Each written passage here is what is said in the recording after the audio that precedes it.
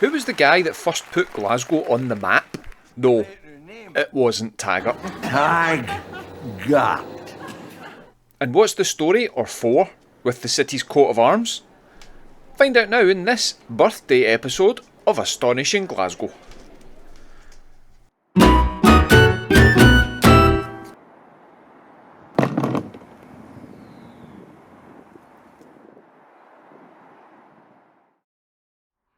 Astonishing Glasgow wouldn't exist without Glasgow, and Glasgow wouldn't be a city without its patron saint, Saint Mungo. That's Mungo with a U, not Mongo with an O. That's Blazing Saddles you're thinking of. Mongo only pawn in game of life. So to coincide with the feast of Saint Mungo, which is January the 13th, and to mark the 850th year of Glasgow in 2025, I thought it would be a good time to tell the stories of Saint Mungo. Now this video has taken me a year to film, so don't be surprised if the seasons change, and hold on to your salt and vinegar, because the story all starts with this woman from the land of salt and sauce. This mural by the Australian artist Smug is on George Street and depicts the 6th century princess Theu. You may say Tinu, Tenu, Tanach or Tanu, but I say Theu. The events of this video start over 1,000 years ago and were only written down in 1185, so before you rush to the comments to tell me that I'm pronouncing things wrong, I'd like to know how you know. Were you there? Anywho, Princess Theu's dad was King Ludden, also known as King Lot, or as I know him, King Loth. I think an awful lot of people were dodging the poll tax back then, so they all had multiple names. King Loth ruled over the lands to the south of the Firth of Forth on the east coast of Scotland. His lands included what is now Livingston, Bathgate, Queensferry, Pennycook, Musselburgh, North Berwick and Edinburgh. He is the reason that we now know this area as the Lothians, and it is here where the story of Glasgow begins.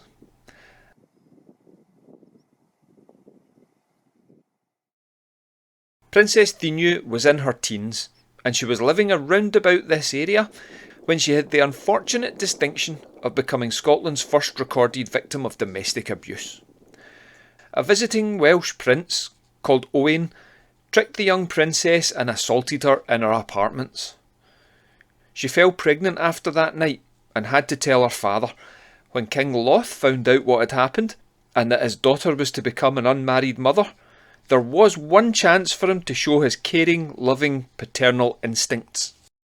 Instead he brought her here to Trapian law. I'm here on the hottest day of 2024, so I didn't walk to the top. King Loth and Princess Theu did, and in a very odd show of affection, King Loth pushed Theu off the top of the cliff. Loth wanted his daughter dead, but this attempt failed. Battered and bruised, Theu was still alive. So King Loth, he tried again. He took his daughter to the coast, loaded her onto a boat and pushed her out to sea. Miraculously, instead of being washed into the North Sea, the tide swept her up the Firth of Forth and she landed right here in Curis on the north side of the Firth. Now Curis today is better known as a film location used in the TV show Outlander. But when Theu arrived, the town was the home of its founder, Saint Serf. He believed that Theu had performed a miracle in summoning the fish to push her over the Firth, as depicted in this mural in the Calton area of Glasgow. Saint Serf took care of Theu and helped her give birth to her son, who she named Kentigern. Kentigern was educated and cared for by Saint Serf, and as he grew, Saint Serf's pet name for him was Mungo, which means dear one in Welsh. Whilst growing up in Curis, he performed his first miracle. He had seen some of his classmates throw stones at some birds, and one of those stones had killed a robin. Mongo picked up the bird, prayed, and brought the bird back to life. Praise for the bird that fainted but flew. This became the bird that is depicted in Glasgow's coat of arms.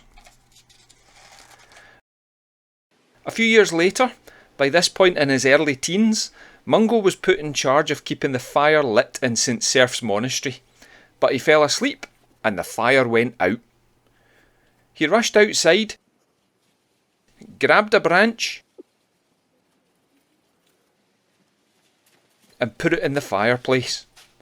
When he prayed over the fire, it came back to life. Praise for the tree that growled but grew, and that is the tree on the coat of arms.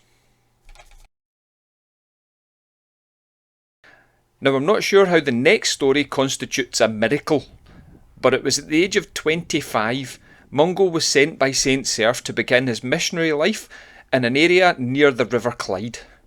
Mungo built his church next to a burn and opposite an extinct volcano. The burn, or small river or stream if you're not Scottish, became known as the Mollendiner Burn, and the extinct volcano is now the site of the Glasgow necropolis. So for 13 years, Mungo preached Christianity in his church on this site, whilst living an austere life surrounded by his followers. Whilst he was preaching here, he was sent on a pilgrimage to Rome. There was no Ryanair in those days, so he had to ride or walk to Rome, but he succeeded. And there he was met by the Pope, where he was presented with a bell. He carried that bell all the way back from Rome, and used it in his services to mourn the dead. That's it. That's the miracle which added the bell to the Glasgow coat of arms. He got a bell home. I suppose he did get it through customs, but he brought a bell home. So praise for the bell that rusted but rang. The bell was revered by Glaswegians for hundreds of years. It was even protected from destruction during the Reformation of the 1560s by the magistrate James Lang. In 1577, Glasgow officials bought the bell back from James Lang for £10, but in 1640 a new bell was needed. Almost 1,000 years of use had worn out the original bell. The new bell featured the Glasgow coat of arms and the date 1641. The 1641 bell still exists and is held at the Glasgow Museum Resource Centre. I've been trying to arrange a visit to see the bell, but as yet without success. I will let you know if it happens, so hit that like button, hit the subscribe button, and follow me on Facebook and Instagram for updates. So far, I've told the story of the bird, the tree, and the bell. But there's one left. The story of the fish. Why is the fish on the coat of arms? That miracle is the hardest one to tell. That's why I've left it till the end. But imagine a king and a queen. King Ridderch and Queen Langareth of Strathclyde to be precise. Although I don't know how precise those pronunciations were, so from now on I'm just going to say king and queen. The king suspected the queen of infidelity. He demanded to see her ring.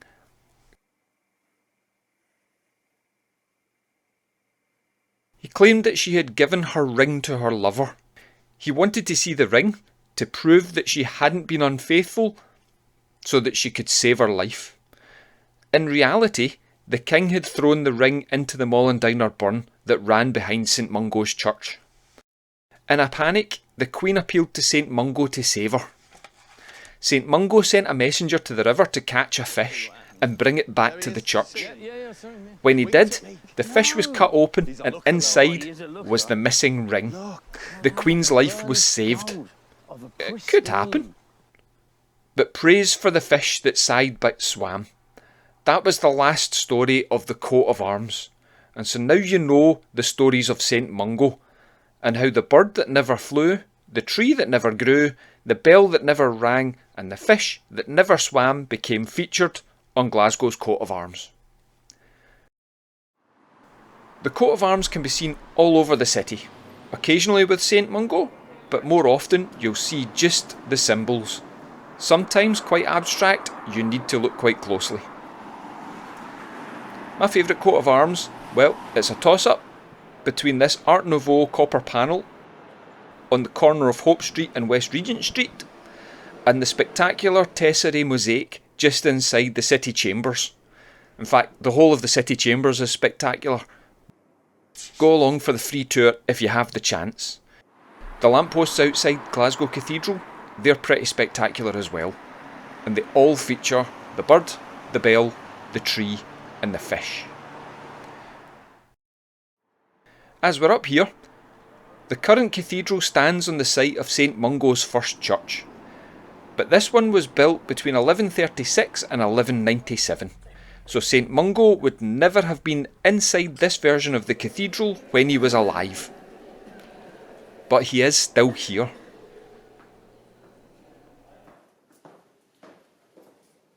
This is St Mungo's tomb.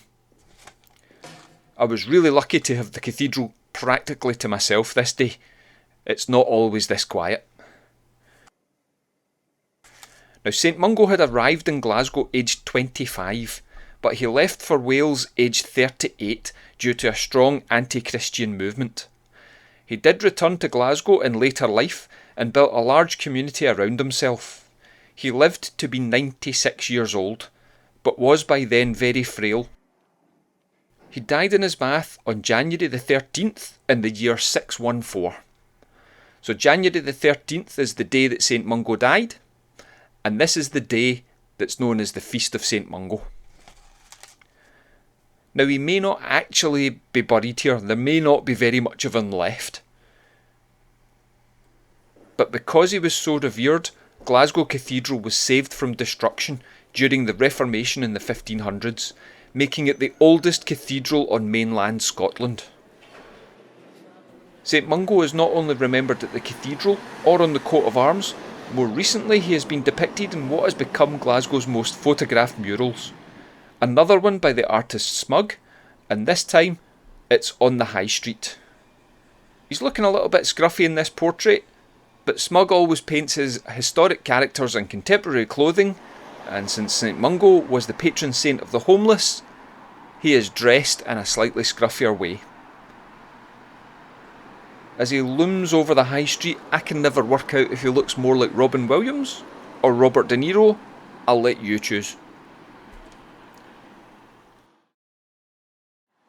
So without Theu, there would be no Mungo. Without no Mungo, no cathedral, no Glasgow. In 1175, because Glasgow was growing, King William I of Scotland granted Glasgow the right to establish a borough. This was the foundation stone that allowed Glasgow to grow from a small religious settlement to the astonishing city that it is now. So a very happy birthday, Glasgow, 850 years old in 2025 and still going strong. I hope you've enjoyed this episode of Astonishing Glasgow. If you have, please remember to hit those like and subscribe buttons. And if this is your first time here, remember to have a look at the other episodes. If you want to grab some Astonishing Glasgow merch, check out my Spreadshirt page, the link is in the description below. And if you'd like to help me make more episodes, you can donate through the Super Thanks button. These are the saints who did so after the last episode. Thank you very much for watching. I'll see you all soon in Astonishing Glasgow.